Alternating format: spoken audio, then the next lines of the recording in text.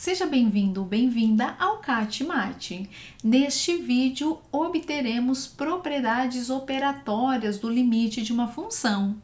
Neste vídeo aqui no card, definimos operações com funções, entre elas a soma, a subtração, a multiplicação e a divisão. Agora veremos como calcular o limite dessas novas funções quando conhecemos e existem os limites das funções f e g. Antes de apresentá-las, faremos uma observação, a qual utilizaremos na obtenção de uma das propriedades. Se, dado um epsilon maior do que zero qualquer, encontrarmos um delta1 maior do que zero, tal que para todo x pertencente ao intervalo de p menos delta1 até p mais delta1, sua imagem pertence ao intervalo L menos epsilon, L mais epsilon, é claro que para um delta2 menor do que delta1, a implicação também é satisfeita, pois veja que o intervalo P menos delta2, P mais delta2 está contido no intervalo P menos delta1, P mais delta1 e, portanto, a imagem de todo x no intervalo de comprimento 2 delta2 continua pertencendo ao intervalo L menos epsilon, L mais epsilon. Sendo assim, dado um epsilon maior do que zero, na definição de limite é suficiente tomarmos o delta como sendo o menor entre os valores delta1 e delta2. Vamos apresentar agora as propriedades operatórias de limite. Se os limites das funções f de x e g de x, quando x tende a p, existem, então o limite das funções f mais ou menos g é igual ao limite da função f mais ou menos o limite da função g. Em outras palavras, o limite da soma ou da subtração é igual à soma ou subtração dos limites.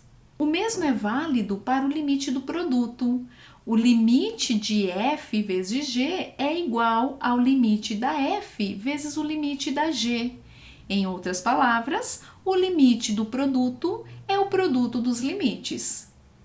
Temos também que o limite de f dividido por g será a divisão dos limites, desde que, é claro, o limite da g de x seja diferente de zero.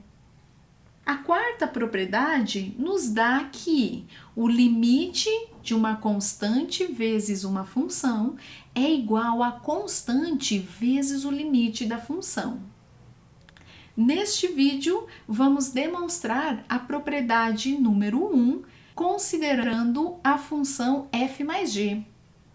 Devemos mostrar que, dado um epsilon maior do que zero qualquer, existe um delta maior do que zero, tal que para todo x no domínio da função, com o módulo de x menos p menor do que delta, implica que o módulo de f mais g de x menos L1 mais L2 é menor do que epsilon. Como o limite da f de x é igual a L1, para todo epsilon maior do que zero, existe um delta satisfazendo a implicação da definição de limite. Em particular, para epsilon sobre 2.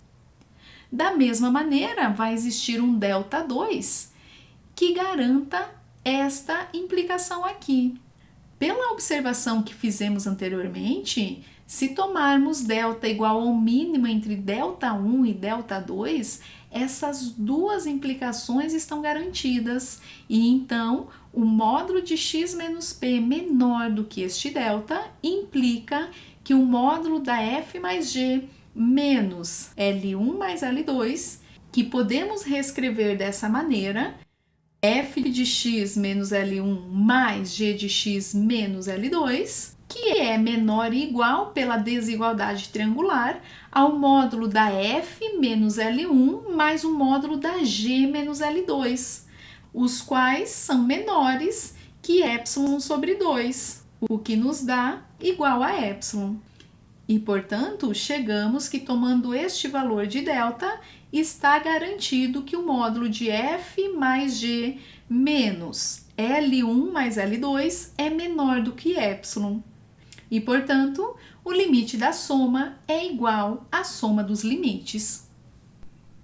A próxima propriedade que mostraremos é a seguinte: o limite da f de x elevado a n quando x tende a p é igual ao limite da f de x quando x tende a p elevado a n, desde que, é claro, o limite da f exista e n seja um número inteiro positivo. Primeiramente, consideremos n um número natural e então obteremos essa propriedade por meio do método de indução em n. Para n igual a 1, a igualdade é satisfeita e nada temos para demonstrar. Agora, para n igual a 2, veja que a igualdade é satisfeita pela propriedade do produto. Supomos, como hipótese de indução, que a igualdade seja válida para n-1 e devemos mostrar válida para n. Temos que a função f de x elevada a n pode ser escrita como sendo o produto da f de x com a f de x elevado a n-1. Agora, pela propriedade do produto, temos que o limite da f vezes a f elevado a n-1 é igual ao limite da f vezes o limite da f elevado a n-1. Mas, por hipótese de indução, o limite da função f de x elevado a n-1 é igual ao limite da função f elevado a n-1. Mas o limite de f vezes o limite de f elevado a n-1 é igual ao limite da f quando x tende a p elevado a n. E com isso, provamos a propriedade quando n é um número natural. Agora, se n é um inteiro negativo, temos que a função f elevado a n é igual à função 1 dividido por f elevado a menos n, onde menos n é um número natural. Dessa maneira, basta aplicar novamente o método da indução em menos n e obtemos o resultado. Veja que um caso particular dessa propriedade é considerarmos f de x igual a x, e então temos que o limite de x elevado a n, pela propriedade 5, é o limite de x elevado a n, e mostramos no vídeo anterior que o limite de x é p, e com isso chegamos que o limite de x elevado a n quando x tende a p é p elevado a n. Um limite similar a este mostrado é válido para as raízes. O limite da raiz enésima da f de x é igual à raiz enésima do limite da f de x, onde n é um inteiro positivo. Note que se n for par, estamos supondo, claro, que o limite da f de x quando x tende a p é um número positivo. Agora, vamos calcular alguns limites, justificando cada passagem com essas propriedades vistas. O primeiro exemplo é o seguinte: calcular o limite da função polinomial 2x² mais 4x menos 3 quando x tende a 2. Pela propriedade 1, vimos que o limite da soma é a soma dos limites, e então podemos reescrever esse limite dessa maneira: limite de 2x² quando x tende a 2, mais o limite de 4x quando x tende a 2 e o limite de menos 3 quando x tende a 2. Pela propriedade 4, vimos que o limite de uma constante vezes uma função é igual a constante vezes o limite dessa função e, portanto, podemos passar a constante 2 para fora no primeiro limite e a constante 4 para fora no segundo limite. Pela propriedade 5, vimos que o limite de uma função elevado a n é igual ao limite da função elevado a n e, portanto, podemos calcular o limite de x² dessa maneira. É o limite de x elevado ao quadrado.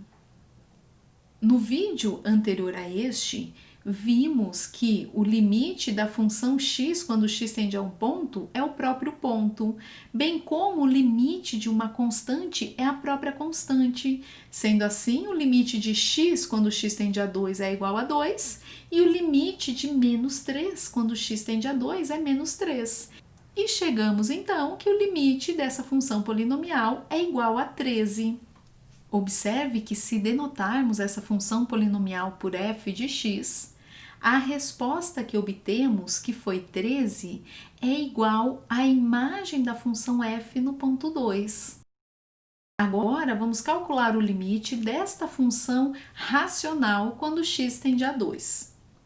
Veja que o limite da função 5 menos 3x quando x tende a 2 é diferente de zero. Sendo assim, podemos usar a propriedade 3, que nos dá que o limite do quociente é o quociente dos limites.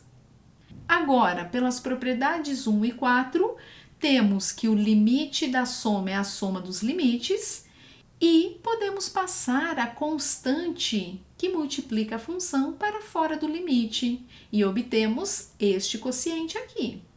Pelo exemplo visto anteriormente, dado como caso particular da propriedade 5, temos que o limite de x ao cubo quando x tende a 2 é 2 ao cubo, bem como o limite de x ao quadrado quando x tende a 2 é 2 ao quadrado, o limite da constante menos 1 é menos 1, o limite da constante 5 é 5 e o limite de x quando x tende a 2 é 2. E com isso chegamos que este limite é igual a menos 15. Observe novamente que, se denotarmos o polinômio do numerador por f de x, o valor que encontramos ao calcular seu limite é exatamente a f aplicado em 2. É claro que isso não é uma mera coincidência. Isto sempre é verdade para funções polinomiais ou racionais. No caso das funções racionais, o ponto P deve pertencer ao domínio da função. Vamos nomear essa propriedade com o intuito de facilitar a linguagem nos próximos exemplos de limite. A chamaremos de propriedade de substituição direta e veja que ela segue imediatamente das propriedades 1 a 4.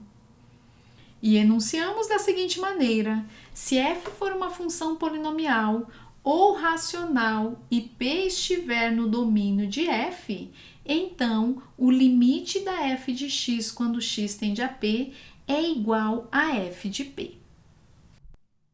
Vamos para mais um exemplo.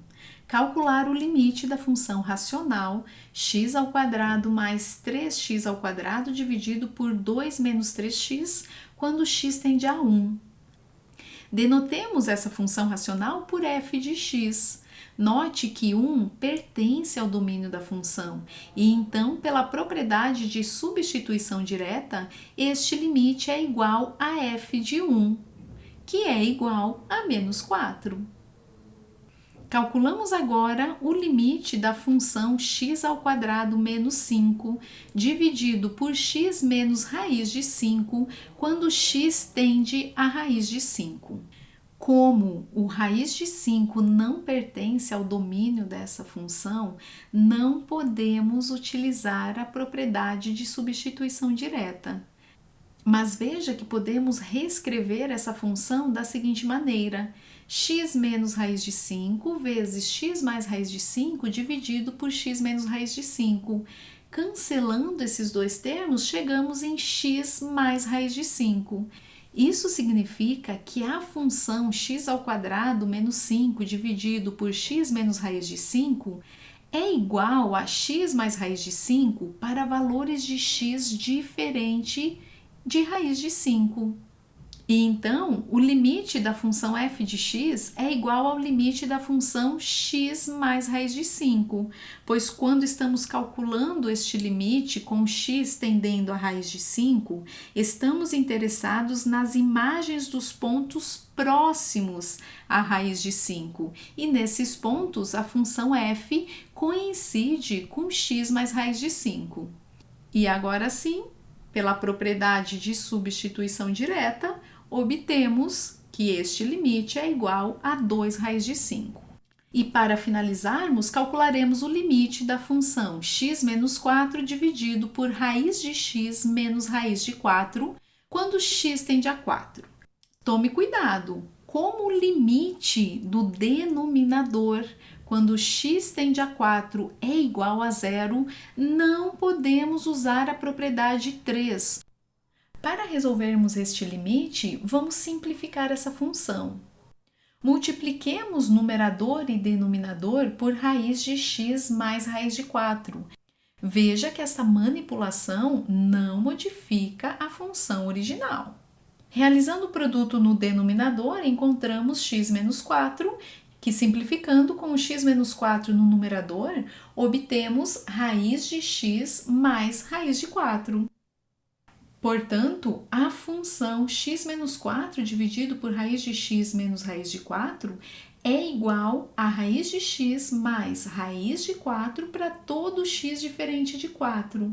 E então, calcular o limite dessa função original é igual a calcular o limite da função raiz de x mais raiz de 4, e pela propriedade das raízes, basta substituir o x por 4 na raiz quadrada de x e obtemos 2 raiz de 4. E ficamos por aqui. Obrigada pela companhia e até o próximo vídeo. Vem comigo, vamos espalhar conhecimento.